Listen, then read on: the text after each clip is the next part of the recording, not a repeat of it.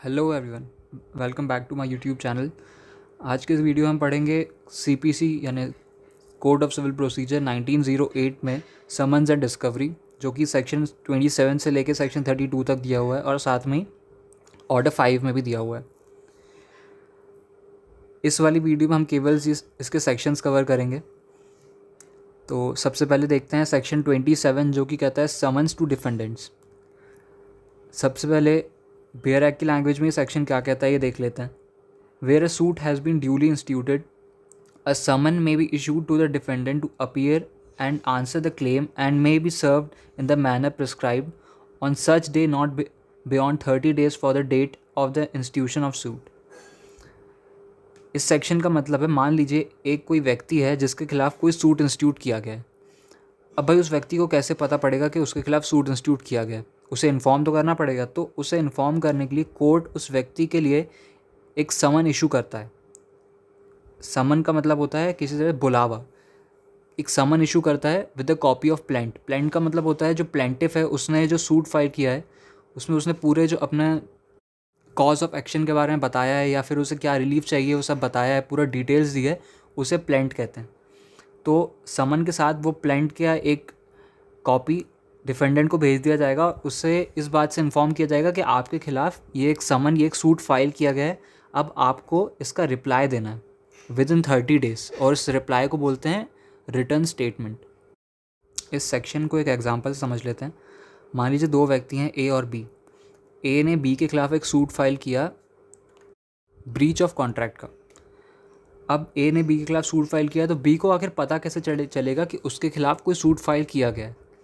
तो कोर्ट क्या करेगी, बी को एक समन भेजेगी, वो जहाँ कहीं भी रहता है उस एड्रेस पे उसे एक समन भेजेगी with the copy of plaint. Plaint मतलब उस व्यक्ति ने, ए ने जो सूट फाइल किया उसने जो प्लेंट बनाया होगा उस प्लेंट की कॉपी के साथ उसे समन भेजेगी और उसे ये ऑर्डर देगी कि आपको 30 दिन के अंदर अंदर क्या करना है, रिटर्न स्टेटमेंट फाइल करना है, मतलब अपना जवाब देना है। अब हम देखते हैं इसका अगला section, section 28, service of summon where defendant resides in other state. 27 section हमने देखा था कि समन कैसे दिया जाता है डिफेंडेंट को या समन क्या होता है। अब 28 सेक्शन में हम देखेंगे कि मान लीजिए जो डिफेंडेंट है वो कोई दूसरे स्टेट में रहता है, तो अब उस व्यक्ति को समन कैसे सर्व किया जाएगा? तो ऐसे केस में जो कोर्ट होगी वो उस समन को दूसरी कोर्ट में, मतलब जिस कोर्ट की जुरिस्डिक्शन में वो व्यक्ति रहता है उस कोर्ट को सर्व करेगी और फिर फर्दर उस कोर्ट को उस व्यक्ति को समन पहुंचाना होगा। मतलब मान लीजिए दो व्यक्ति हैं, जो पहला व्यक्ति है उसने दिल्ली से समन इशू किया है, सूट वहाँ पे फाइल किया है, और जो डिफेंडेंट है वो मुंबई में रहता है। तो अब क्या होगा, वो मुंबई के जिस एरिया में रहता है दिल्ली से वो समन उस एरिया की कोर्ट में जाएगा और फिर उस एरिया की कोर्ट की ड्यूटी होगी, रिस्पॉन्सिबिलिटी होगी कि उसे वो समन उस व्यक्ति को सर्व करना है। मतलब डायरेक्टली उस व्यक्ति को समन सर्व नहीं किया जाएगा। पहले जो समन इशू करने वाली कोर्ट है वो स्टेट की कोर्ट को भेजेगी, मतलब जहाँ वो व्यक्ति रहता है उस एरिया की जुरिस्डिक्शन जिस कोर्ट के पास है उस कोर्ट को समन भेजेगा। फिर वो कोर्ट फर्दर उस व्यक्ति को समन सर्व करेगी जिसके लिए वो समन आया है। फिर उसके बाद रिप्लाई रिटर्न स्टेटमेंट भी सेम यही प्रोसीजर होगा। वो व्यक्ति अपनी जुरिस्डिक्शन, वो जिस कोर्ट के जुरिस्डिक्शन में रहता है उस कोर्ट को रिटर्न स्टेटमेंट देगा और फिर वहाँ से वो रिटर्न स्टेटमेंट उस स्टेट की कोर्ट को भेज दिया जाएगा जहाँ से वो ओरिजिनल समन सर्व हुआ था। अब सेक्शन 28 का सबसेक्शन 2 ये कहता है कि मान लीजिए जिस स्टेट में वो समन जा रहा है वहाँ पे कोई दूसरी लैंग्वेज यूज़ करी जाती है। मतलब जहाँ से ये समन ओरिजिनली इशू हुआ है वहाँ की कुछ और लैंग्वेज है और जिस स्टेट में जा रहा है वहाँ की दूसरी लैंग्वेज है। तो ऐसे में समझ में कैसे आएगा सामने वाली कोर्ट को या सामने वाले व्यक्ति को कि उस समन में क्या लिखा है? तो जो ओरिजिनल कोर्ट है जहाँ से समन इशू किया गया है उसे दो लैंग्वेजेस में, एक तो हिंदी या तो इंग्लिश या फिर इन दोनों लैंग्वेज में उस समन को इशू करना पड़ेगा। फिर वो अपने स्टेट की जो लैंग्वेज है, लोकल लैंग्वेज है, उसमें समन इशू नहीं करेगी। वो हिंदी और इंग्लिश इन दोनों लैंग्वेजेस में समन इशू करेगी उस कोर्ट को जहाँ पे वो व्यक्ति रहता है। अब समन के रिगार्डिंग एक इम्पॉर्टेंट पॉइंट और है जानने के लिए कि मान लीजिए जब उस व्यक्ति के पास जिसके नाम पे समन बना है, जब उसे समन सर्व होता है तो ये पता कैसे चलेगा कि उस व्यक्ति को समन मिल चुका है? और ये कैसे डिसाइड किया जाएगा कि वो 30 दिन जो टाइम है उसको रिटर्न स्टेटमेंट फाइल करने के लिए वो कब से चालू होगा? तो जैसे ही जो भी व्यक्ति उस व्यक्ति को समन सर्व करने जाएगा, कोर्ट का कोई ना कोई व्यक्ति समन सर्व करने जाता है, तो जो भी समन सर्व करने जाएगा वो उस समन की एक कॉपी भी साथ में लेके जाएगा और उस कॉपी के पीछे उस व्यक्ति का सिग्नेचर ले लेगा कि उसने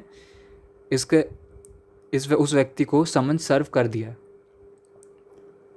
या फिर अगर मान लीजिए जहाँ वो गया है समन सर्व करने, वहाँ पे उसे कोई व्यक्ति मिला ही नहीं, घर पे किसी के घर पे ऑफिस में गया और वहाँ पे लॉक लगा हुआ है, तो ऐसे में क्या होगा, वो उस घर की दीवार पे या कहीं पे कैसी ऐसी जगह पे जहाँ विजिबल हो वहाँ उस समन की कॉपी चिपका देगा और उस जगह की एक फ़ोटो ले लेगा कि या और उसके अड़ोस पड़ोस में रहने वाले को इन्फॉर्म करके उस डुप्लीकेट के पीछे सिग्नेचर लेगा। वो इस बात का प्रूफ होगा कि उसके घर पे या उसके ऑफिस में उस समन को सर्व किया गया है।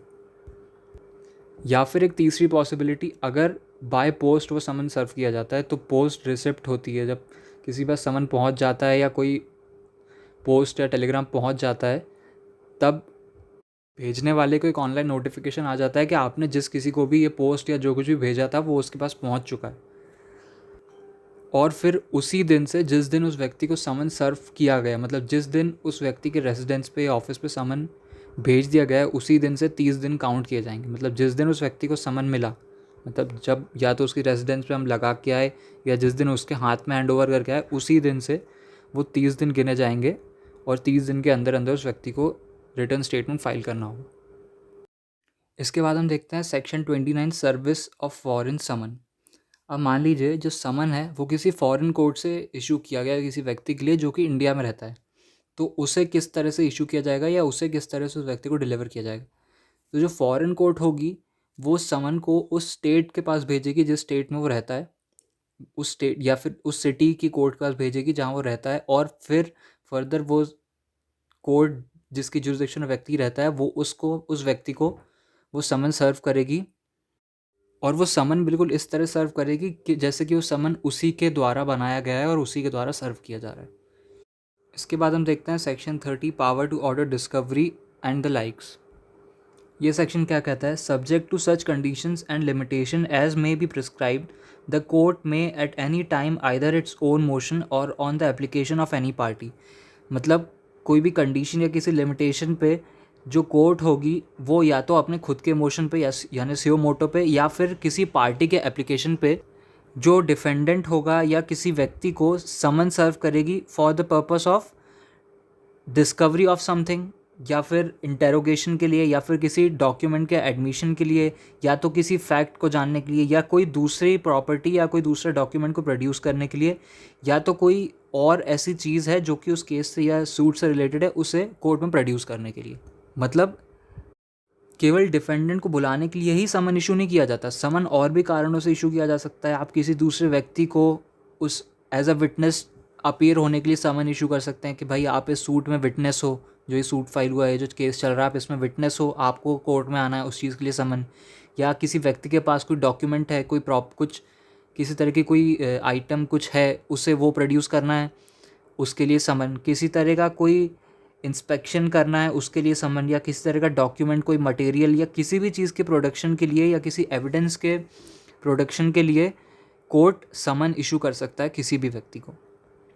अब मान लीजिए कोर्ट ने किसी व्यक्ति को एज अ विटनेस समन किया है कोर्ट में कि आपको आना है, आप इस सूट में विटनेस हैं, तो यहाँ पे वो जो व्यक्ति है वो कंपेल हो जाता है, मजबूर हो जाता है कि उसे कोर्ट में आना ही है क्योंकि कोर्ट का ऑर्डर है, और वहाँ जाके एज ए विटनेस वहाँ पे पहुँचना है और जो भी चीज़ वो जानता है वहाँ पे बताना है। या फिर मान लीजिए उस व्यक्ति का वहाँ आना ज़रूरी नहीं है, उस व्यक्ति के पास कोई ऐसा डॉक्यूमेंट या कोई चीज़ है जो कि कोर्ट में प्रोड्यूस होना ज़रूरी है। उस व्यक्ति का वहाँ कोई लेना देना नहीं है, लेकिन उसके पास कोई डॉक्यूमेंट या ऐसी कोई चीज़ है वो कोर्ट में ज़रूरी है, वो उस केस से रिलेटेड ज़रूरी है। तो भले ही वो व्यक्ति ना पहुँचे, लेकिन वो डॉक्यूमेंट या वो प्रॉपर्टी या जो भी चीज़ है जो वहाँ प्रोड्यूस करनी है कोर्ट में, वो वहाँ पहुँच जानी चाहिए। भले ही कोई भी पहुँचाए, लेकिन वो चीज़ वहाँ पहुँचनी चाहिए। अब अगर कोई व्यक्ति जो कि एज अ विटनेस कोर्ट में आया है, तो कोर्ट उसे ये भी ऑर्डर कर सकती है कि आप जो भी स्टेटमेंट देंगे आपको उसे प्रूव करने के लिए एक एफिडेविट में लिखवाना पड़ेगा। मतलब आप जो भी कहेंगे, आप जो भी स्टेटमेंट या कोर्ट में देंगे, आप उसके पहले उस पूरे स्टेटमेंट को एफिडेविट में लिखवा के लेके आइएगा एज इट इज़, जो आप कहने वाले हैं। कोर्ट ऐसा ऑर्डर कर सकता है, ज़रूरी नहीं है करे, लेकिन कर सकता है। सेक्शन 31 देखते हैं, समन्स टू विटनेस, सेम वही चीज़, to provision the provision in section 27, 28, 29 shall apply to the summons to give evidence और टू प्रोड्यूस डॉक्यूमेंट और अदर मटेरियल ऑब्जेक्ट। के विटनेस के लिए समन इशू किया जा सकता है या तो विटनेस को बुलाने के लिए या किसी डॉक्यूमेंट को या किसी अदर मटेरियल को इशू प्रोड्यूस करवाने के लिए कोर्ट में। इसके बाद section 32 penalty for default, the court में compel the attendance of any person to whom the summon has been issued under section 30 and for the purpose. अब सेक्शन 30 के अंडर हमने देखा कि लोगों को समन देकर उनका अटेंडेंस कंपेल करी जा सकती है, उन्हें बुलाया जाता है कोर्ट में। अब कोई व्यक्ति अगर जिसके खिलाफ समन, जिसके लिए समन इशू किया गया एज अ विटनेस, उसे कोर्ट में बुलाने के लिए और वो नहीं आया, तो इस सिचुएशन में क्या करेंगे? सबसे पहला इशू है वारंट ऑफ अरेस्ट। अगर बहुत कोई सीरियस मैटर का केस है और उसमें वो एक बहुत इंपॉर्टेंट विटनेस है या उसके पास कोई बहुत इंपॉर्टेंट एविडेंस है जो उसी व्यक्ति के पास है और किसी के पास नहीं है, और वो कोर्ट में प्रोड्यूस होना ज़रूरी था और वो नहीं लेके आया ऑन द गिवन डेट और ऑन द गिवन टाइम, तो कोर्ट उसके खिलाफ वारंट इशू कर देगी, arrest warrant. Second, attach and sell his property. मान लीजिए अरेस्ट वारंट इशू किया था और व्यक्ति कहीं मिला ही नहीं, तो उसकी जो भी प्रॉपर्टी होगी उस व्यक्ति के नाम पे, उस प्रॉपर्टी को अटैच कर लेगी और उसे बेच भी सकती है। अटैच तो कर ही सकती है, उसके अलावा अगर वो नहीं आता तो उसे बेच भी सकती है। Number third, impose a fine upon him not exceeding 5000 rupees. एक फ़ाइन उस व्यक्ति के ऊपर लगा सकती है। मान लीजिए नहीं आ रहा है व्यक्ति जिस डेट पर बुलाया, तो उसके ऊपर एक फ़ाइन लगा देगी, लेकिन मैक्सिमम 5000 रुपीज़ तक का ही। या फिर order him to furnish security for his appearance and in default commit him to the civil prison. या तो उसे बोलेगी कि आपका वहाँ एज अ विटनेस आना ज़रूरी है, आप इस बात के खिलाफ कोई सिक्योरिटी रखवाइए कोर्ट में कि आप जिस दिन हम आपको बुलाएंगे आपको उस दिन कोर्ट में एज अ विटनेस या प्रोड्यूस होना है, आना है, या फिर आपके पास जो डॉक्यूमेंट है या जो भी मटेरियल है वो वहाँ प्रोड्यूस करना है। आप इस बात का कोई सिक्योरिटी कोर्ट में रखाइए, और अगर आप नहीं रखते हैं और आप नहीं आते हैं तो हम आपको सिविल प्रिजन में भी भेज सकते हैं। यहाँ जो अरेस्ट वारंट इशू होगा, इसमें जो भी व्यक्ति है, जो विटनेस है, उसे सिविल प्रिजन में भेजा जाएगा। अब सिविल प्रिजन, क्रिमिनल प्रिजन कोई डिफरेंस नहीं होता है, प्रिजन वही होता है, केवल नाम अलग अलग कर देते हैं, सिविल प्रिजन और क्रिमिनल प्रिजन। तो हमने क्या क्या रीजंस देखे, मतलब क्या क्या डिफ़ॉल्टीज़ देखे अगर किसी व्यक्ति को समन करते हैं और वो नहीं आता है। सबसे पहले या तो उसके खिलाफ अरेस्ट वारंट इशू कर देंगे, या तो उसकी प्रॉपर्टी अटैच कर लेंगे, उसे सेल भी कर सकते हैं, उसके खिलाफ फ़ाइन इम्पोज कर देंगे अप टू 5000 रुपीज़, या फिर उससे उसके खुद के अपीयरेंस के लिए या किसी डॉक्यूमेंट के अपीयरेंस के अगेंस्ट में सिक्योरिटी भी रखवा सकते हैं, या फिर उसे कन्विक्ट करके for non production of that document of not coming as a witness उसे कमिट करके सिविल प्रिजन में भी भेज सकते हैं। क्योंकि भाई अगर कोर्ट ने आपको समन भेजा है और आप नहीं आ रहे हो, तो फिर ये तो कंटेम्प्ट ऑफ कोर्ट होगा कि आप कोर्ट की जो भी कोर्ट ने ऑर्डर दिया आप उसका कंटेम्प्ट कर रहे हो और आप कोर्ट की बात नहीं मान रहे हो, और कोर्ट के समन देने के बाद भी और इतना कहने के बाद भी आप नहीं आ रहे हो कोर्ट में। तो ये था हमारा समन्स एंड डिस्कवरी के अंदर section 27, section 28, section 29, section 30 and section 30, section 31 and section 32, जो कि समन्स एंड डिस्कवरी के बारे में बताता है। इसके अलावा जो ऑर्डर 5 है CPC का, वो भी इसी के बारे में बताता है, उसे हम अगले वीडियो में डिस्कस करेंगे। तो अगर आपको ये वीडियो पसंद आया हो तो उसे लाइक करें, हमारे चैनल को सब्सक्राइब करें और वीडियो पे कमेंट करें। Thank you.